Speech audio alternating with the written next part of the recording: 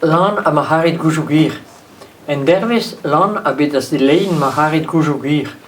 Nen tot aridesi na kigiar na suben, nen traken ni mit jogt.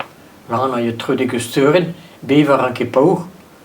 Pa waskulje da jodga dan trubar loan, e pep na golen in pladiguan, ma harit ga de begira dos tas de nefa met kerken lan en tal kren, a rinsas a gren a bladen, a ma harikea se dove tamme be, helo credi o a goen eni.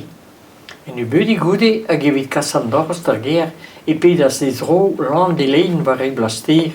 A gizit ne melan, a brove mon disune de plijin a taulein a gan mignonet, dan deis merke deta, setu lan egen ja egal una petrata.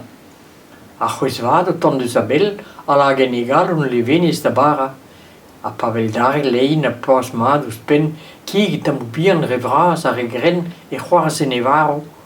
Met ma hare de deus trema velan o tan vargein a c'hleus, taulet ar vritaden en voutal tupok, fonse teo a moan e goujouk.